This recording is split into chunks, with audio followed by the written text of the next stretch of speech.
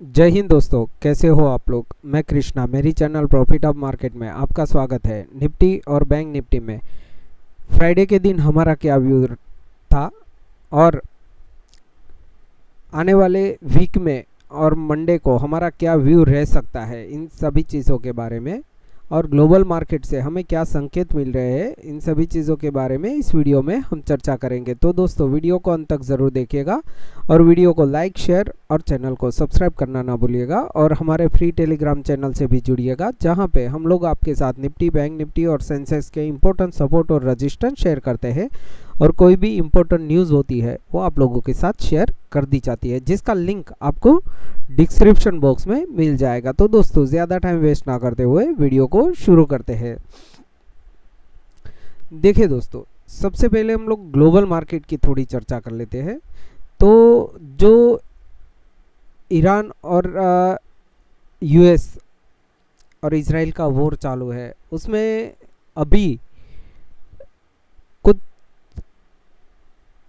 Cease fire का या शांत होने का कोई संदेह अभी दिखाई नहीं दे रहा है। लगभग एक आध महीना और ये युद्ध चल सकता है, जब तक ईरान या अमेरिका स्वैच्छिकता से इस युद्ध का विराम ना करे तब तक। अभी आज के दिन एक न्यूज़ आई है कि ईरान के जो प्रमुख है नए बने, वो उन्होंने जो उनके पड़ोसी देश है उनसे माफ़ी मांगी है और उन्होंने कहा है कि हम लोग उनके ऊपर अभी हमला नहीं करेंगे। देखते हैं आगे क्या होता है। पर जैसे कि सऊदी अरेबिया है, बहरीन है, कुवैत है, यूएई है, ये सभी उनके नेबर देश है और उन पर वो अटैक नहीं करेंगे, ऐसा उन्होंने बोला है। अब आगे क्या होगा मिडल ईस्ट में, वो हम लोगों को कल पता चलेगा। और आज के दिन दूसरा एक न्यूज़ आया है जो यूएस प्रेसिडेंट की तरफ से आया है कि आज की रात हम लोग एक बड़ी स्ट्राइक ईरान पे कर सकते हैं। तो ये चीज़ अभी न्यूज़ में चल रही है। दूसरा, कल के दिन हम लोगों ने जैसे ही बोला था कि हमारा मार्केट अभी भी डाउन जाएगा। परसों के दिन जो बाइंग आई वो एक्चुअल सेंसेक्स की एक्सपायरी की वजह से गुरुवार के दिन जो बाइंग आई वो देखने को मिली। कल के दिन वापस हम लोग 24,450 पे क्लोज हुए हैं निफ्टी में। बट अगर हम दूसरी तरफ देखते हैं तो हमारा मार्केट इतना क्यों गिरा, तो उसकी वजह है क्रूड ऑयल। अगर हम क्रूड ऑयल देखते हैं तो 8,363 पे क्लोज हुआ है। मतलब जो रेगुलर चल रहा था 6,000 6,400, वहाँ से अगर हम 5-6 दिन में देखते हैं तो एक हफ्ते में क्रूड ऑयल यहाँ से लगभग 37% पॉजिटिव हुआ है। तो ये जो पॉजिटिवनेस आई है ये हमारे मार्केट के लिए एक दिक्कत का सबब बना हुआ है। तो और दूसरा, नेचुरल गैस में भी कल के दिन एक लगभग 8-10% की हम लोगों को एक बाइंग देखने को मिली। तो ये दोनों चीज़ हमारे मार्केट के लिए नेगेटिव दिख रहा है। कल के दिन अगर हम निफ्टी देखते हैं तो निफ्टी ने ऊपरी लेवल से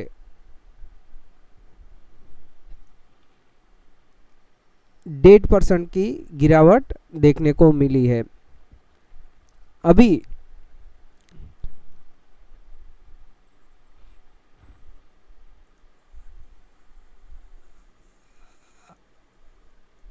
हमें मंडे के दिन क्या करना है, तो सबसे पहले हम लोग एफआईआई डीआईआई का डेटा देखते हैं। तो एफआईआई ने कैश मार्केट में 6,030 करोड़ की सेलिंग की है और डीआईआई ने कैश मार्केट में 6,971 करोड़ की कैश में बाइंग की है। एफआईआई ने इंडेक्स फ्यूचर में 2065 करोड़ की सेलिंग की है और इंडेक्स ऑप्शन में 5801 करोड़ की बाइंग की है।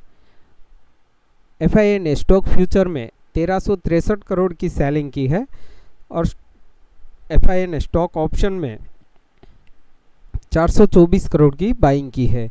ये डेटा मुझे प्योर नेगेटिव ही दिख रहा है, क्योंकि हर हमेशा अगर हम देखते हैं तो जिस दिन एक या दो छुट्टी होती है तो FII ज़्यादातर सेल करके जाते हैं ऑप्शन में, बट यहाँ उन्होंने बाइंग की है और यहाँ दोनों जगह उन्होंने सेलिंग किया है, इंडेक्स फ्यूचर में और इंडेक्स स्टॉक फ्यूचर में, ये दोनों जगह उन्होंने सेल किया है।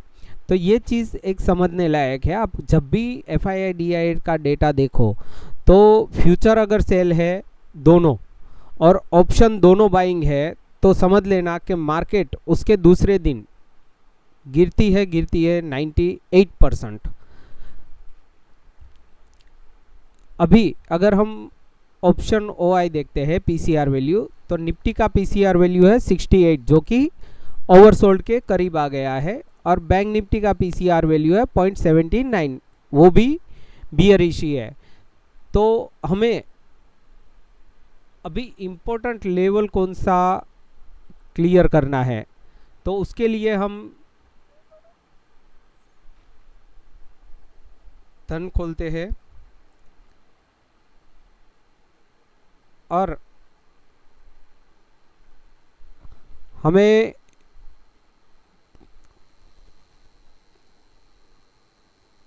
कौन से लेवल को वॉच आउट करना है निफ्टी के लिए, क्योंकि बैंक निफ्टी और गिफ्ट निफ्टी कितना नीचे जाएगा वो हम लोगों को पता नहीं होता। अभी अगर हम अपना चार्ट देखते हैं तो निफ्टी में एक लेवल मैंने कल शेयर किया था अपने टेलीग्राम में कि ये लेवल है, इसके ऊपर नीचे हम लोगों को निफ्टी में बाई सेल देखने को मिल सकता है। जैसे ही ये लेवल ब्रेक हुआ, यहाँ से हम लोगों को एक अच्छा प्रॉफिटेबल ट्रेड देखने को मिला 100 पॉइंट का। अभी मेरे लिए अगर गिफ्ट निफ्टी अभी हम अगर देखते हैं तो गिफ्ट निफ्टी हमें कितना नीचे दिखाई दे रहा है,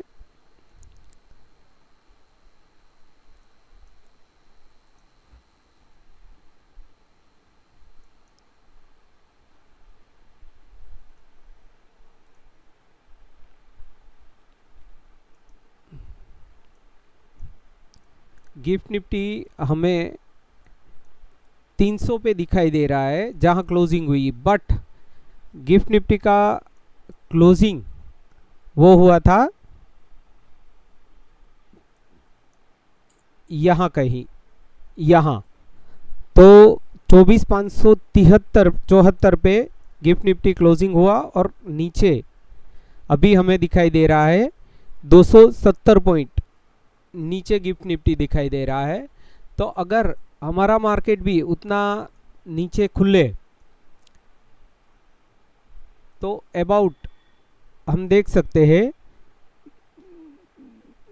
270 पॉइंट, यहाँ हम लोगों को यहाँ कहीं अपना मार्केट खुलता नज़र आ सकता है 220 से 250 के करीब।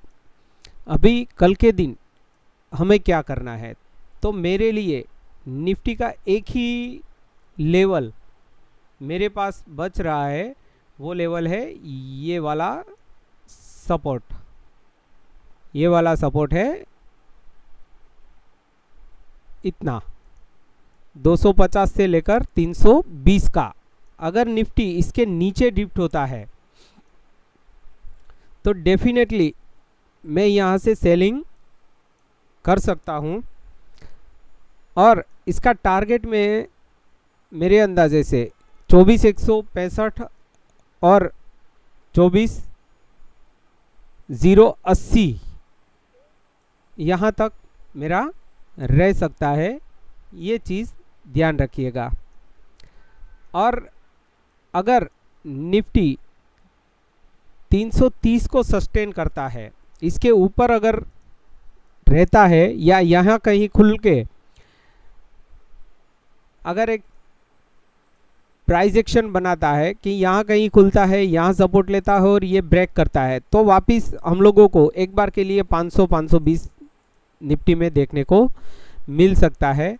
बट ये संभावना मुझे कम लग रही है, तो मैं इसके ऊपर अगर सस्टेन होता है तो 24,430 से 50 तक का एक निफ्टी में टारगेट मिल सकता है, ये चीज़ ध्यान रखिएगा। निफ्टी बैंक ने भी कल के दिन एक बहुत ख़राब क्लोजिंग दी है, बट उसने 57,600-500 का एक लेवल होल्ड किया है। अगर कल के दिन बैंक निफ्टी 57,500 के नीचे ड्रिफ्ट होता है तो हम लोगों को 57,200 और 57,050 ये दो लेवल बैंक निफ्टी में आराम से मिल सकते हैं 57,450 के नीचे।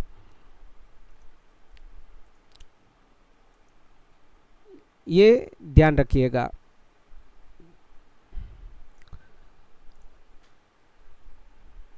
और बैंक निफ्टी में ऊपर की ओर मेरा व्यू, जब तक बैंक निफ्टी 58,200 के ऊपर नहीं निकलता, सस्टेन नहीं करता, मैं सेल ऑन राइज की फेवर में ही रहूँगा। इसके ऊपर ही मुझे फ्रेश बाइंग देखने को मिल सकती है। निफ्टी मिड कैप निफ्टी में भी एक ट्रेंड लाइन ब्रेक की है, तो जब तक इस ट्रेंड लाइन के नीचे है मैं मिड कैप निफ्टी में सेल ही सजेस्ट होता है। इसके नीचे हम लोगों को एक level, important level mid cap Nifty के लिए ये एक ही है 13,088 का। अगर उसके नीचे ऐसी 13,080 85 के नीचे मिड कैप निफ्टी सस्टेन होता है तो एक बार के लिए 13,020, और अगर इसके नीचे फिसला तो मुझे 12,930 तक मिड कैप निफ्टी नज़र आ सकता है, ये चीज़ ध्यान रखिएगा। ऊपर की ओर अगर मिड कैप निफ्टी 13,230 का लेवल ब्रेक करता है तो उधर से हम लोग एक फ्रेश बाइंग देख सकते हैं, ये चीज़ ध्यान रखिएगा। फिन निफ्टी ने भी अपनी क्लोजिंग बहुत ख़राब कंडीशन में दी है। अभी मेरे लिए फिन निफ्टी का एक ही लेवल बच रहा है, वो लेवल है 24,400 से 425। अगर इसके नीचे फिन निफ्टी ड्रिफ्ट होता है तो हम लोगों को 24,230, और अगर हम लोग 45 मिनट कैंडल चार्ट करते हैं तो मुझे एक बार के लिए 26,031, ये दो लेवल 26,230 और 26,031, ये दो लेवल फिन निफ्टी में आराम से मिल सकते हैं। और ऊपर की ओर 26,880 के ऊपर ही मुझे फिन निफ्टी में फ्रेश बाइंग देखने को मिल सकती है, ये चीज़ ध्यान रखिएगा। सेंसेक्स ने भी हमारे लेवल के अंदर अभी क्लोजिंग दी है। कल के लिए अगर सेंसेक्स, मेरे पास एक ही लेवल बच रहा है 78,450, अगर इसके नीचे सेंसेक्स सस्टेन होता है और कोई भी 15 मिनट की दो कैंडल इसके नीचे क्लोज होती है तो हम लोगों को सेंसेक्स में एक बड़ी क्रैश देखने को मिल सकती है, जो एक बार के लिए 78,050, और अगर इसके नीचे ड्रिफ्ट होता है तो 77,550 तक सेंसेक्स जा सकता है।